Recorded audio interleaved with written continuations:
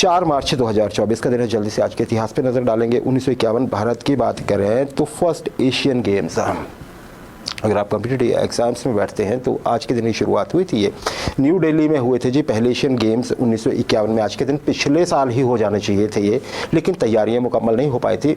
भारत की एक बड़ा एक इनिशिएटिव माना गया था ये एशियन गेम्स जैसा इवेंट करवाना। अभी ताज़ा देश आज़ाद हुआ है, मतलब नस्लीय हिंसा से निकल के आगे आया है, और फिर भी आप ये देख रहे हैं इनॉग्रेशन हुआ था नेशनल स्टेडियम में। आज के दिन पंडित जवाहरलाल नेहरू तत्कालीन प्रधानमंत्री ये रिबन काट रहे हैं उसका।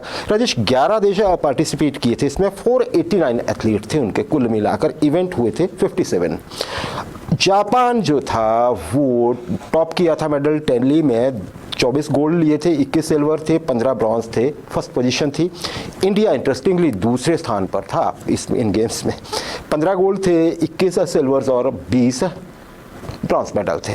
कुल टोटल मेडल थे 51 इंडिया के। इसमें एक तो सोवियत यूनियन के कंट्रीज़ को नहीं बुलाया गया था जो सेंट्रल एशिया में अभी आती हैं, तब उसको गिना जा सकता था क्योंकि वहाँ पे कुछ सिचुएशंस ऐसी थी पॉलिटिकल, और साथ में वियतनाम में भी वहाँ पे भी कुछ आपको याद है, अगर आप हिस्ट्री से रिलेटेड हो तो वहाँ पे वो 2 तरह की चीज़ें चली हुई थी। वियतनाम और जो सोवियत यूनियन की एशियन कंट्रीज़ थी उन्हें नहीं इन्वाइट किया गया था, और दूसरा ये 1933 की बात करते हैं। फ्रैंकलिन डी रूजवेल्ट साहब, इनका हम बार बार जिक्र करते हैं। जिक्र इसलिए क्योंकि ये विश्व इतिहास में और अमेरिका के इतिहास में बहुत बहुत बड़ा स्थान रखते हैं, बहुत ही बड़ा। जल्दी इनके बारे में बताऊंगा।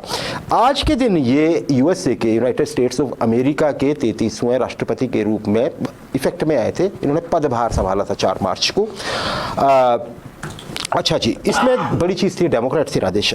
इनके में 2 बड़ी कामयाबियाँ गिनी जाती हैं।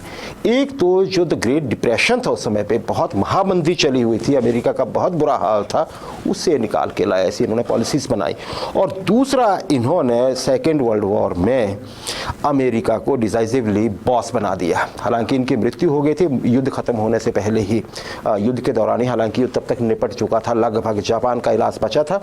12 अप्रैल को इनका 1945 में निधन हो गया था। तो राजेश, ये अकेले ऐसे व्यक्ति हैं जो 4 बार अमेरिका के राष्ट्रपति रहे। चौथी टर्म चली हुई थी इनकी, हाँ चौथी टर्म चली हुई थी राजेश। और अगर ये मतलब इनका निधन नहीं होता तो ऐसा लगता है कि ये पता नहीं कितने बार होते, क्योंकि ये नेशनल हीरो माने जाते हैं राजेश। सबसे बड़ी बात तो पोलियो से पीड़ित थे ये जी। और पोलियो भी इनको राष्ट्रपति बनने से सिर्फ 11 साल पहले जब ये कनाडा के दौरे पे गए थे तब हुआ था। व्हील चेयर पे, उससे पहले ब्रेसेस लगा के चले। ये एक समय पे घर पे बैठ गए थे कि अब मैं कुछ नहीं कर पाऊंगा।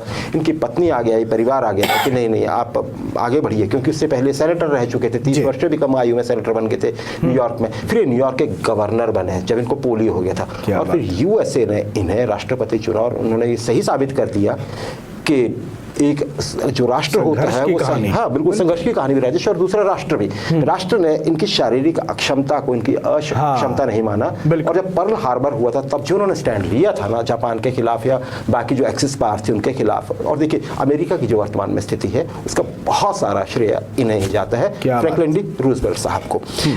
राजेश 2005 वैसे इनका जन्म 30 जनवरी को हुआ था, मैं ये बता दूं, बड़ी बात है। 1882 को, 12 अप्रैल 1945 को निधन हुआ था। 63 वर्ष के थे सिर्फ उस समय। यूनाइटेड नेशंस राजेश हम जानते हैं, है ना जी, एपेक्स बॉडी है अगर पूरी कंट्रीज को देखा जाए एक तरह से।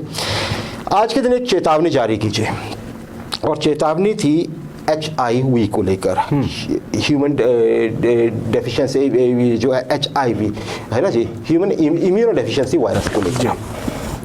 क्या कहा गया इसमें कहा गया कि अगर तुरंत एक्शन नहीं लिया गया तो क्या होगा। तो इन्होंने बताया कि जो अफ्रीका है ना राजेश, उसमें 9 करोड़ लोग जो हैं वो बहुत जल्दी एड्स पीड़ित हो जाएंगे। तो दुनिया से कहा गया कि जल्दी मेजर्स, काउंटर मेजर्स उठाइए, ये करिए राजेश। उसके बाद उठाए भी गए, लेकिन एक बड़ी अजीब स्थिति, अगर आप 2022 के आंकड़े देखें ना तो अफ्रीका के बहुत से कंट्रीज़ में जो HIV का स्प्रेड है वो बहुत ज़्यादा है। हालांकि अब इसकी इतनी बात नहीं होती जितनी पहले हुआ करती थी। और आप ये समझिए कि कोविड-19 के बाद तो चीज़ें चली है लेकिन रुकी नहीं है। अगर मैं आपको बताऊं राजेश, एक छोटा सा देश है एस्वातिनी, ये सब सहारा रीजन में है, उत्तर पश्चिम अफ्रीका का देश है छोटा सा। 24.6% आबादी HIV पीड़ित है यहाँ पे।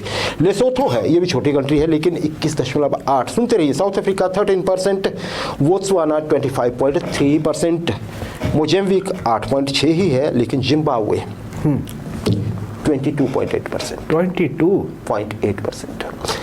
तो ये चला हुआ है। ये किसमें है? 15 से 49 वर्ष के जो व्यक्ति हैं, चाहे उसमें पुरुष हैं चाहे महिलाएं हैं, कुल मिलाकर ये आंकड़े हैं। UN की ये नोटिफिकेशन आई थी WHO की तरफ से, ये पहले रिकमेंडेशन होते हैं, हम सब जानते हैं। चलिए।